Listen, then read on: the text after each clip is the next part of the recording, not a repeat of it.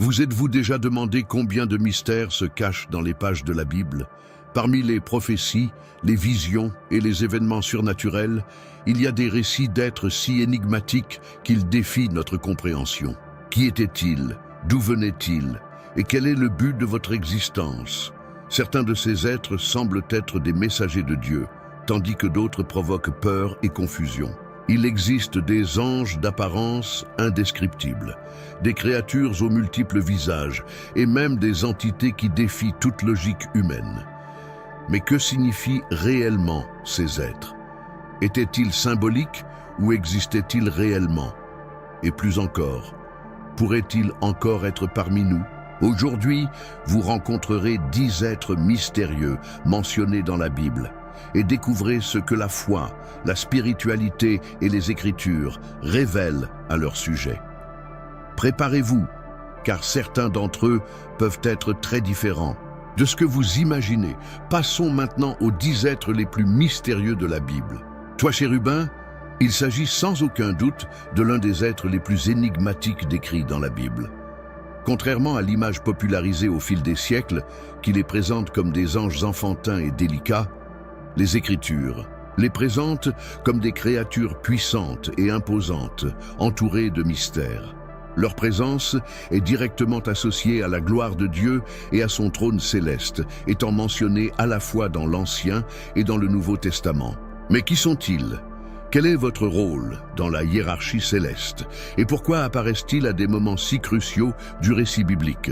La première apparition des chérubins a lieu peu après la chute d'Adam et Ève dans le livre 2. Genèse 3:24. Dieu place des chérubins avec une épée flamboyante pour garder le chemin vers l'arbre de vie, empêchant l'humanité, désormais corrompue par le péché, d'avoir accès aux fruits qui accordaient l'immortalité. Ici, nous comprenons déjà la fonction principale de ces êtres. Soyez les gardiens de la sainteté divine. Ce ne sont pas de simples messagers, comme les anges ordinaires, mais de véritables guerriers spirituels, protégeant les mystères de Dieu. Les chérubins apparaissent également dans l'une des visions les plus impressionnantes de la Bible, enregistrée par le prophète Ézéchiel. Aucun chapitre 1, il décrit des êtres avec 4 visages différents. Un d'homme, un de lion, un de bœuf et un d'aigle, en plus de plusieurs ailes et d'une apparence éblouissante. Ils se déplacent rapidement, comme poussés par des roues de feu, et sont intimement liés à la gloire de Dieu. Dans Ézéchiel 10, le prophète confirme que ces créatures sont en fait chérubins, qui servent de support au trône divin lui-même. Cette même relation entre les chérubins et la présence de Dieu peut être vue dans le tabernacle et non temple de Salomon. Dans Saint des Saints, le lieu le plus sacré du temple, était situé Arche d'Alliance, et dessus se trouvaient 2 chérubins dorés dont les ailes touchaient et recouvraient le couvercle de l'arche. C'est dans ce lieu que la présence de Dieu se manifestait parmi le peuple d'Israël, et les chérubins symbolisaient le respect et la sainteté de ce contact. Dans Exode 25-22, Dieu dit à Moïse qu'il lui parlera du milieu des chérubins sur le propitiatoire de l'arche. Mais les chérubins ne sont pas seulement des êtres d'adoration et de tutelle. Dans certains passages, sa figure est associée à d'impressionnantes manifestations divines. Psalmo 18:10, Dieu est décrit comme quelqu'un qui monte sur un chérubin et vole vite sur les ailes du vent. Ce langage symbolique renforce l'idée que les chérubins sont des êtres puissants qui accompagnent la présence de Dieu d'une manière unique et majestueuse. Il est intéressant de noter que le chérubin le plus célèbre de la Bible n'a pas conservé sa position céleste. Lucifer, avant sa chute, était un chérubin oint. Dans Ézéchiel 28:14, Dieu s'adresse au roi de Tyr, mais de nombreux érudits pensent que le passage fait également référence à Satan avant sa rébellion. « Tu étais un chérubin oint à couvrir, et je t'ai établi sur la montagne sainte de Dieu. » Cela suggère qu'avant d'être expulsé, Lucifer occupait une position d'une extrême importance et proche de Dieu. L'image des chérubins dans la Bible est fascinante et loin du concept moderne d'ange docile. Ils sont gardiens du trône divin, des êtres avec une mission claire, protéger la sainteté de Dieu et servir de support à sa gloire. Leur description énigmatique et leur lien direct avec des moments importants de l'histoire biblique en font l'un des êtres les plus mystérieux de la Bible. Maintenant que nous connaissons les chérubins, découvrons un autre être céleste tout aussi intrigant, les séraphins. Si les chérubins sont les gardiens de la sainteté de Dieu, séraphins, ils représentent un culte pur et incandescent devant le Créateur. La Bible les décrit comme des êtres fougueux, ardents dans leur dévotion, et qui comptent parmi les plus énigmatiques de la hiérarchie céleste. Mais qui sont-ils? Comment apparaissent-ils dans les Écritures? Et quel est le sens de votre existence dans le domaine spirituel? La seule mention directe des séraphins dans la Bible se trouve dans le livre de Ésaïe 6, 1-7, où le prophète décrit une vision impressionnante de la gloire de Dieu. Il voit le Seigneur assis sur un trône élevé, entouré de séraphins qui avoir 6 ailes. 2 se couvrent le visage, 2 se couvrent les pieds, et avec 2 ils volent. Ils proclament sans cesse « Saint, Saint, Saint est le Seigneur des armées, la terre entière est pleine de sa gloire. » Ésaïe 6, 3. Cette triple répétition du mot « saint » a une signification profonde. En hébreu, la répétition indique l'intensité et renforce ici la sainteté suprême de Dieu. Les séraphins non seulement l'adorent, mais reflètent également sa sainteté d'une manière unique. Le nom séraphin vient de l'hébreu Sarah, ce qui signifie fougueux ou celui qui brûle. Cette étymologie suggère que ces êtres sont enveloppés de flammes divines, symbolisant à la fois la pureté et la puissance de l'Esprit de Dieu. Contrairement aux chérubins, décrits avec de multiples visages et comme gardiens, les séraphins ont un rôle davantage axé sur le culte et la sanctification. Dans la vision d'Isaïe, l'un des séraphins vole vers lui avec un charbon actif retiré de l'autel divin et touche ses lèvres, le purifiant de son iniquité et le préparant à sa mission de prophète. Ce détail est crucial. Les séraphins sont étroitement liés au feu de purification et à l'appel de Dieu. Bien qu'ils n'apparaissent explicitement que dans ce récit, certains érudits pensent que les séraphins peuvent être présents indirectement dans d'autres passages bibliques. Dans le livre d'Apocalypse 4:8 par exemple, John décrit des êtres à 6 ailes qui adorent Dieu sans cesse, semblable à la description d'Isaïe. Bien que Jean les appelle uniquement « êtres vivants », de nombreux théologiens suggèrent qu'il s'agit de séraphins, renforçant ainsi leur position d'adorateurs les plus proches du trône divin. Un autre lien possible entre les séraphins et la Bible réside dans la manière dont Dieu se manifeste à travers le feu. Dans l'épisode de Buisson ardent, dans Exode 3, Dieu se révèle à Moïse à travers une flamme qui ne peut se consumer. Dans Deutéronome 4:24, il est décrit comme un feu dévorant. Comme les séraphins sont directement associés au feu, il est possible qu'ils soient liés à ces manifestations, étant des agents de la présence divine. Tout au long de l'histoire chrétienne, les séraphins étaient représentés de différentes manières, souvent comme des anges enveloppés de flammes ou simplement comme des visages entourés d'ailes. Cependant, la description biblique met l'accent sur leur rôle dans la sainteté et l'adoration de Dieu, démontrant qu'ils sont plus que de simples figures angéliques. Ils sont des êtres de feu, totalement voués à la louange divine. Le concept d'un être céleste qui brûle de dévotion nous amène à une réflexion. Cette flamme pourrait-elle aussi être présente en nous? Tout comme Isaïe a été touché par les charbons de l'autel, la présence de Dieu a le pouvoir de nous purifier et de nous transformer. Les séraphins ne sont donc pas seulement des créatures mystérieuses de la Bible, mais un rappel que la sainteté et le vrai culte doivent consumer tout notre être.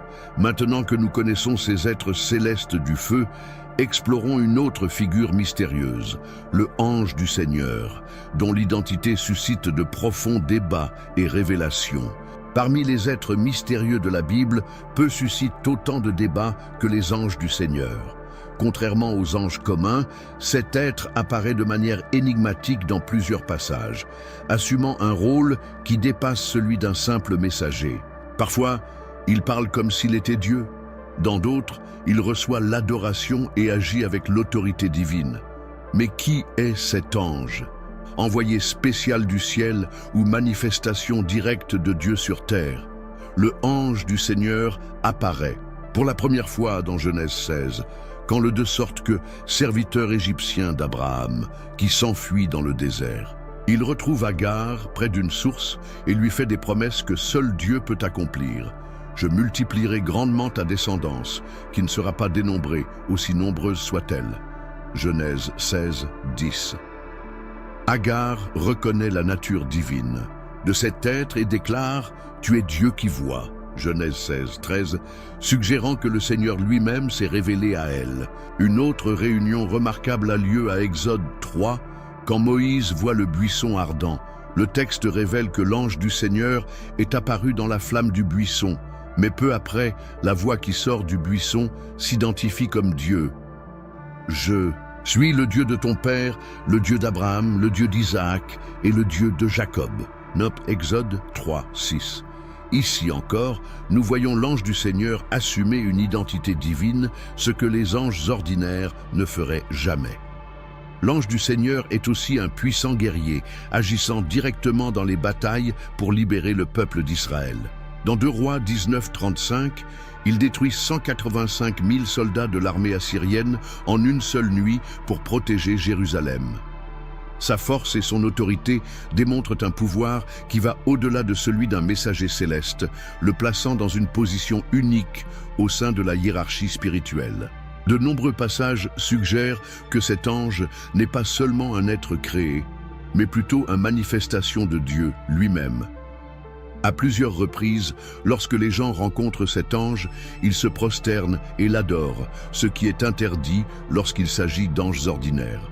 Dans Juge 13, les parents de Samson rencontrent l'ange du Seigneur. Et son père, Manoah, réalisant qui était devant eux, s'exclame « Nous mourrons sûrement, parce que nous avons vu Dieu. » Juge 13, 22. Compte tenu de cette évidence, de nombreux théologiens et érudits croient que l'ange du Seigneur est un théophanie, c'est-à-dire une manifestation visible de Dieu avant la venue du Christ. Certains vont même plus loin et suggèrent que cet ange pourrait être une préfiguration de Jésus apparaissant temporairement dans l'Ancien Testament avant son incarnation. Cela expliquerait pourquoi il parle et agit comme Dieu, reçoit un culte et a le pouvoir de sauver et de détruire. Cependant, après la venue de Jésus dans le monde, l'ange du Seigneur cesse d'être mentionné dans l'Écriture. Dans le Nouveau Testament, il y a plusieurs apparitions d'anges, mais jamais l'ange spécifique du Seigneur. Cela renforce l'idée qu'il pourrait être une manifestation temporaire de la présence divine avant l'incarnation du Christ. Que ce soit en tant que messager céleste doté d'une autorité particulière ou en tant que manifestation de Dieu lui-même, l'ange du Seigneur reste l'une des figures les plus intrigantes de la Bible. Sa présence dans les Écritures soulève de profondes questions sur la manière dont Dieu communique et interagit avec l'humanité. Passons maintenant à un autre être mystérieux dont la vision a profondément marqué l'un des plus grands prophètes de la Bible, les 4 créatures vivantes décrites dans la vision étonnante d'Ézéchiel. Parmi les visions les plus énigmatiques de la Bible, peu sont aussi impressionnantes que celles que le prophète Ézéchiel avait sur les rives de la rivière Chébar. Il a été témoin d'êtres extraordinaires dont l'apparence défiait toute logique humaine. Ceux 4 êtres vivants, ils étaient composés de multiples visages, d'ailes brillantes et de mouvements surnaturels, entourés de roues qui semblaient avoir un esprit en eux. Mais qui sont ces créatures? Quelle est sa signification? Et que révèle sa présence sur le monde spirituel? La description de 4 êtres vivants apparaît dans Ézéchiel 1, 4, 14. Le prophète voit un vent orageux venant du nord avec un nuage brillant et un feu ardent. De l'intérieur du cloud émergent 4 créatures aspect indescriptible. Chacun d'eux a 4 visages différents, de l'homme, du lion, du bœuf et de l'aigle. De plus, ils ont 4 ailes. À 2, ils couvrent leur corps et à 2, ils volent. Ses pieds sont comme ceux d'un veau et brillent comme du bronze poli. L'aspect le plus énigmatique de ces êtres est leur connexion aux roues. À côté de chaque créature, il y avait une roue brillante, pleine d'yeux. Ces roues ne bougeaient pas, comme quelque chose d'ordinaire, mais ils ont glissé dans n'importe quelle direction sans se retourner, suivant les mouvements des êtres. Ézéchiel décrit cela, l'esprit des êtres était à l'intérieur des roues, ce qui implique qu'il y avait un lien profond entre eux. La vision d'Ézéchiel semble si mystérieuse que de nombreux érudits ont tenté de l'interpréter de différentes manières. Certains suggèrent que ces êtres sont une révélation symbolique de la gloire de Dieu, démontrant sa puissance et son omniscience. Le visage de homme représente l'intelligence, lion symbolise la force, bois désigne la résistance, et aigle signifie vision spirituelle. Cette explication suggère que ces créatures expriment des aspects du Créateur lui-même. D'autres croient que ces êtres sont manifestations angéliques, semblables aux chérubins, puisque dans Ézéchiel 10, le prophète les identifie comme « autel ». Cependant, sa forme est très différente des anges traditionnels, ce qui fait de son identité un véritable mystère. Il y a encore ceux qui voient dans cette vision une représentation de l'ordre céleste et la façon dont Dieu gouverne l'univers. Les roues qui bougent sans tourner peuvent symboliser son omniprésence et le fait que rien n'échappe à son contrôle. Les yeux sur les roues suggèrent que rien ne passe inaperçu auprès de lui. Il est intéressant de noter que cette description apparaît également dans le livre de l'Apocalypse. Dans Apocalypse 4, 6, 8, John a une vision similaire où il voit 4 créatures devant le trône de Dieu. Ici, les personnages ont 6 ailes et sont pleins d'yeux, adorant Dieu continuellement. Tout comme dans la vision d'Ézéchiel, leurs apparitions incluent un lion, un bœuf, un homme et un aigle, ce qui suggère qu'il pourrait s'agir des mêmes êtres. Quelle que soit votre interprétation, le 4 êtres vivants représente l'un des mystères les plus profonds de la Bible. Sa présence nous révèle quelque chose de grand sur le monde spirituel, sur la gloire de Dieu et sur le fonctionnement du royaume céleste. Passons maintenant à un autre être mystérieux qui habite les profondeurs et porte une symbolique effrayante, Léviathan, la créature du chaos profond. Parmi les êtres les plus mystérieux mentionnés dans la Bible, peu suscitent autant d'intrigues que Léviathan.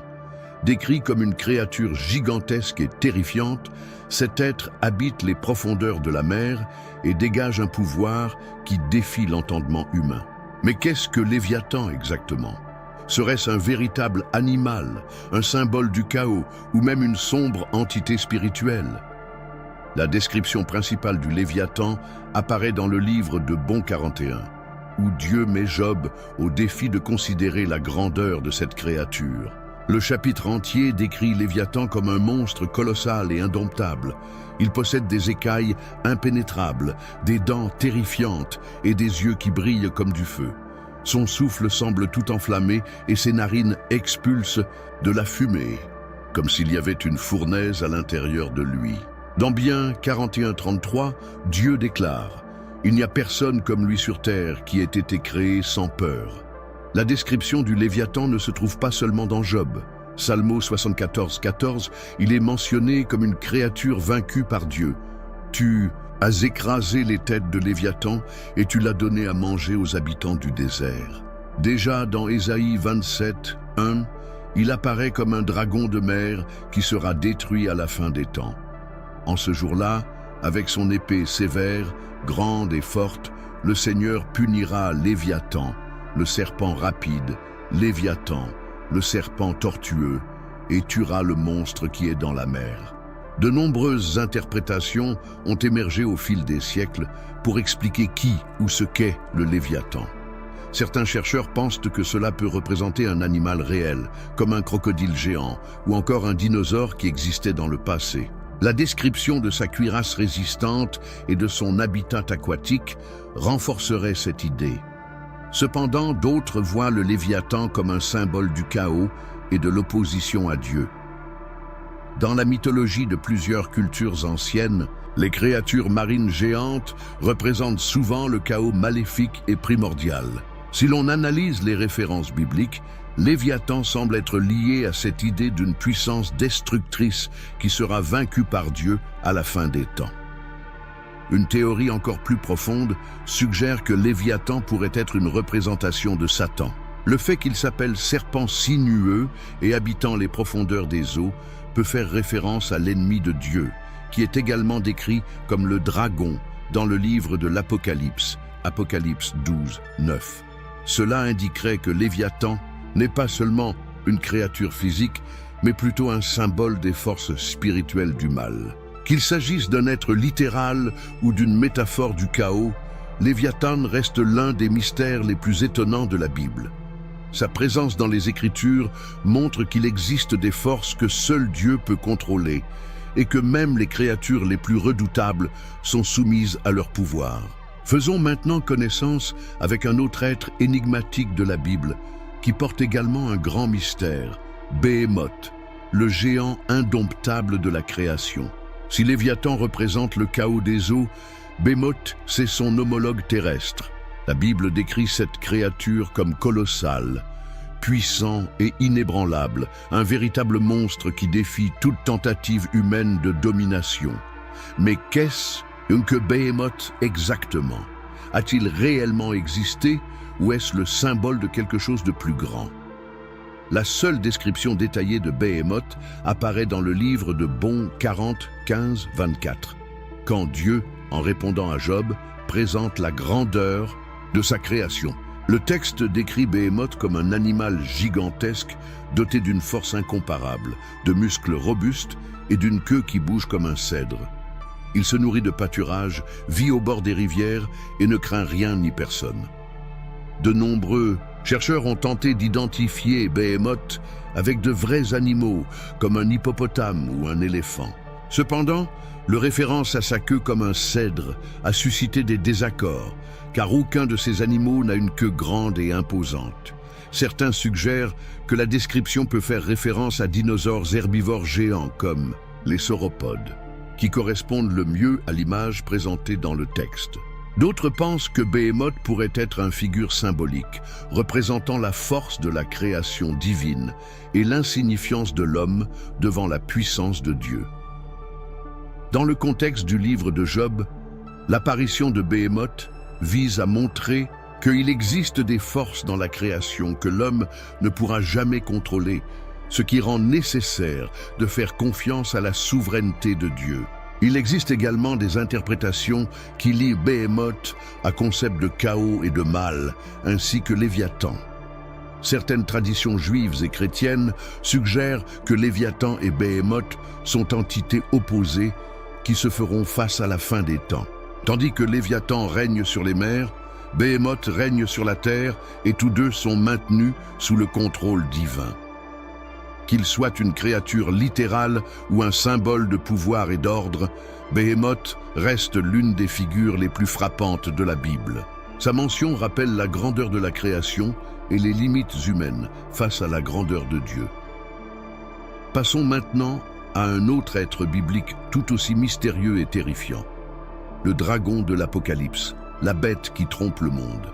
Parmi les créatures les plus terrifiantes de la Bible, aucune ne porte autant de mystère et de symbolisme que le dragon de l'Apocalypse. Contrairement à d'autres personnages mentionnés dans les Écritures, cet être représente non seulement un ennemi puissant, mais aussi un plan maléfique visant à tromper et détruire l'humanité. Mais qui ou quoi est le dragon de l'Apocalypse?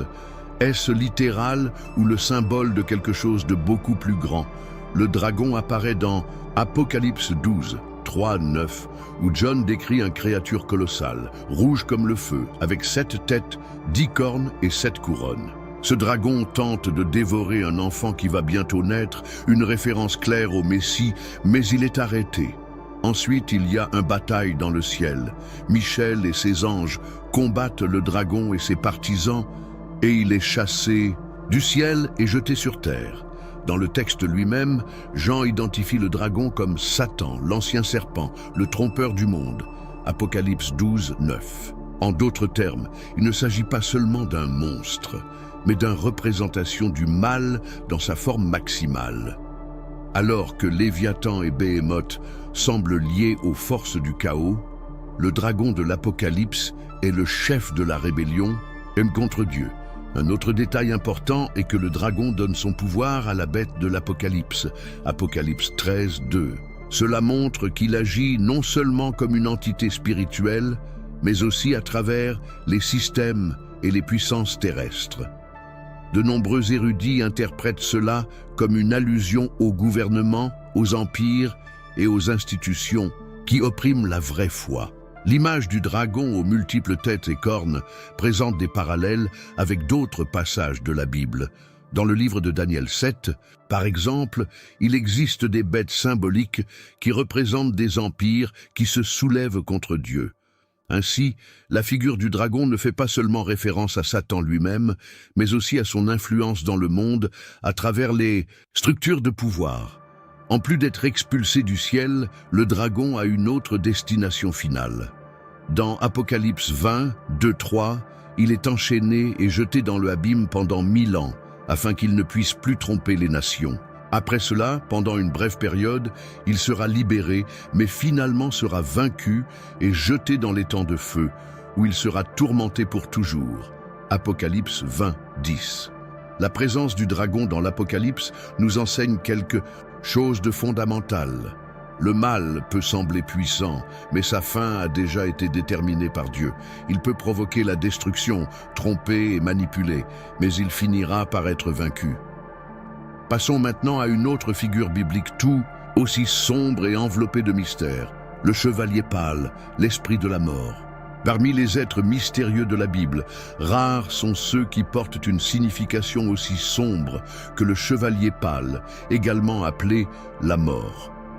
Il apparaît dans le livre de l'Apocalypse comme l'un des 4 cavaliers de la fin des temps, étant le dernier et le plus redouté.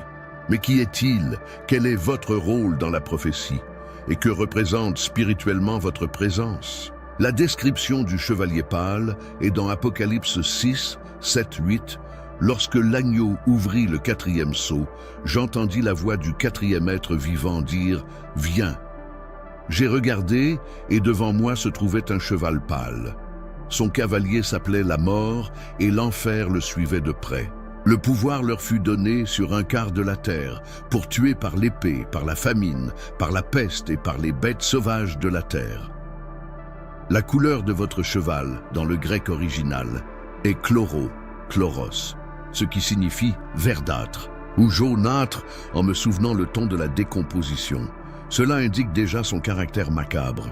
Contrairement aux autres chevaliers qui représentent la guerre, la conquête et la faim, le chevalier pâle personnifie la mort elle-même sous sa forme la plus terrifiante.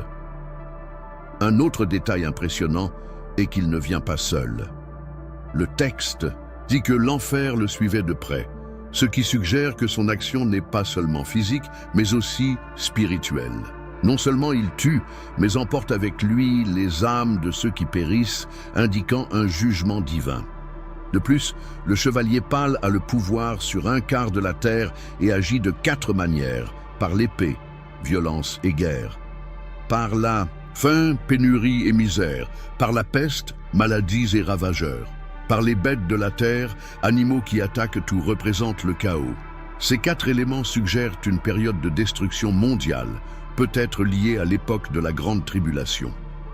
Votre mission est d'apporter désolation et jugement, montrant que l'humanité sans Dieu est sujette à une destruction complète. Certaines interprétations suggèrent que le chevalier pâle pourrait être un ange de la mort, semblable à celui qui porta le jugement sur le premier-né d'Égypte en Exode 12, 23. D'autres pensent qu'il représente force démoniaque, apportant non seulement la mort physique, mais aussi la perdition éternelle. Quelle que soit l'interprétation, sa figure nous enseigne que la mort n'est pas une fin en soi, mais un instrument du jugement divin. Dans le contexte de l'Apocalypse, il n'agit pas de son propre chef, mais plutôt dans le cadre du plan de Dieu pour la fin des temps.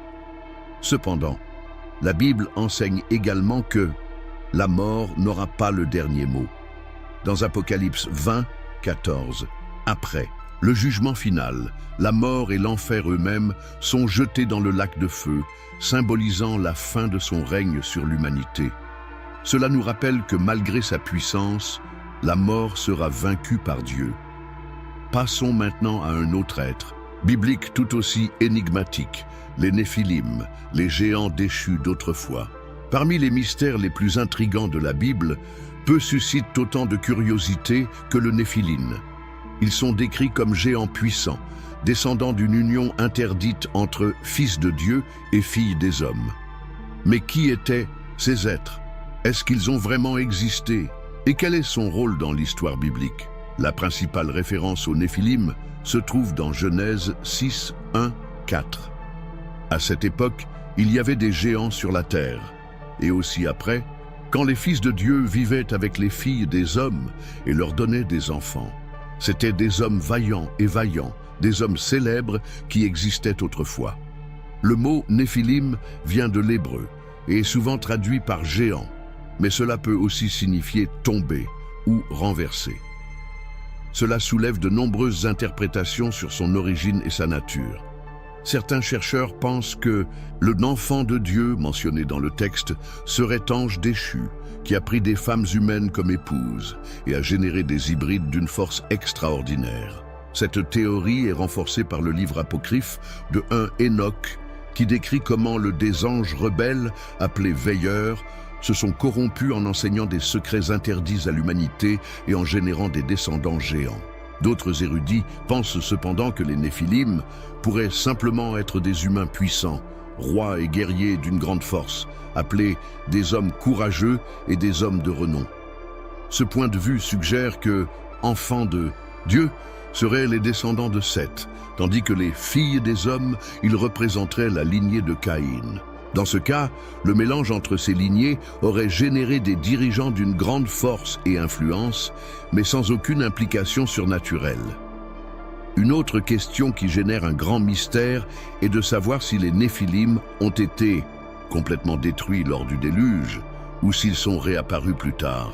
Dans Nombre 13, 33, lorsque les espions envoyés par Moïse en terre promise reviennent, ils rapportent avoir vu descendants des Néphilim parmi les Anakim, un peuple à la stature gigantesque qui terrifiait les Israélites. Cela soulève la question, si le déluge a anéanti toute l'humanité, comment ces géants sont-ils réapparus? Étaient-ils des descendants restants ou une nouvelle manifestation de cette lignée surnaturelle? D'autres géants apparaissent dans la Bible, comme Og, roi de Bashan, Deutéronome 3.11, dont le lit de fer mesurait plus de 4 mètres de long, et Goliath, le Philistin qui affronta David. Cela suggère que l'idée d'être gigantesque a continué d'exister à différentes époques de l'histoire biblique. Les Néphilim restent l'un des plus grands mystères des Écritures. Qu'il s'agisse d'hybrides surnaturels, d'une lignée perdue, ou simplement d'une exagération dans la description des anciens guerriers, le fait est que leur présence dans la Bible indique qu'une ère de l'humanité marquée par des êtres d'une force extraordinaire et des événements qui défient la compréhension moderne. Passons maintenant au dernier être mystérieux de la Bible, l'esprit de Samuel, un mort qui parlait.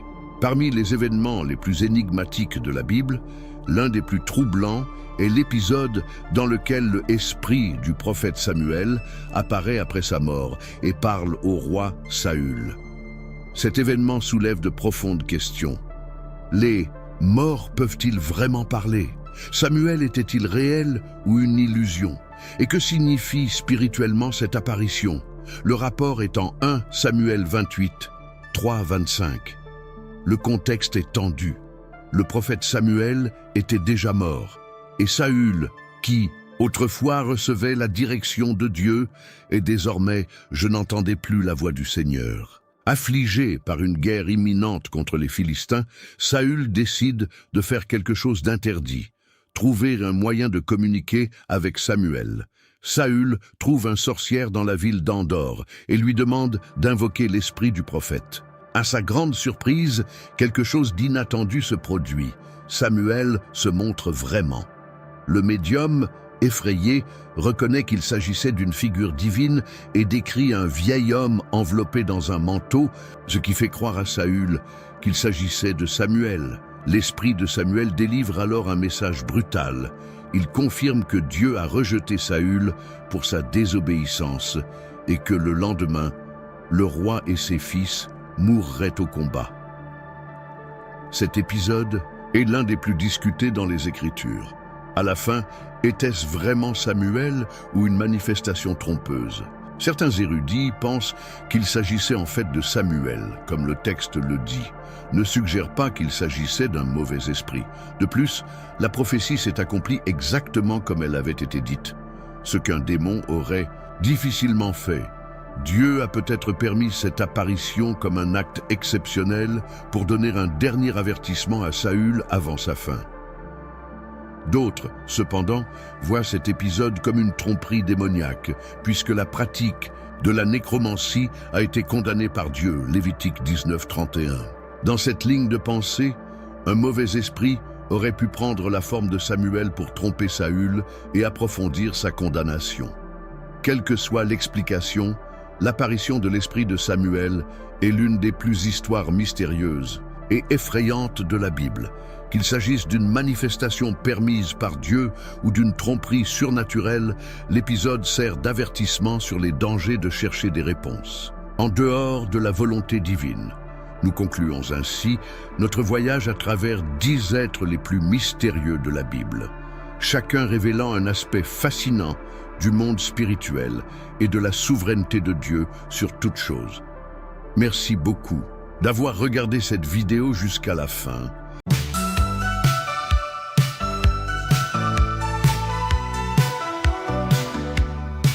Les justes en attente, à cela qui attend la vie. L'espoir est leur manteau, Yahvé les conduit. Dans le désert aride, les cœurs braves et purs. Quand un chant solide, Yahvé rend nos sûrs.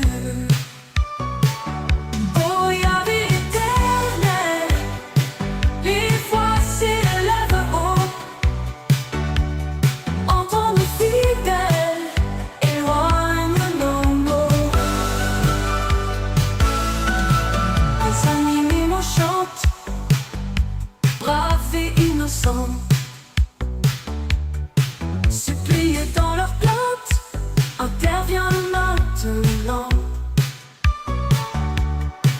À l'ombre de tes ailes, cherchons ta lumière, rends nos jours plus clairs, reste notre repère.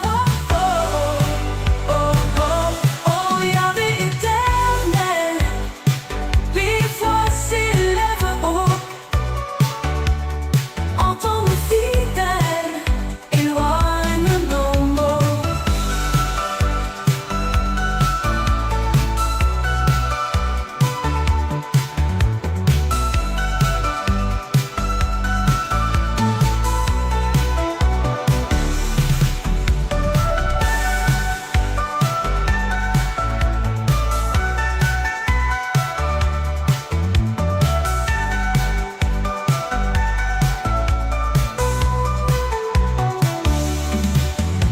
À l'ombre de tes ailes, nous cherchons ta lumière, rends nos jours plus clairs, reste notre repère. Oh, oh, oh,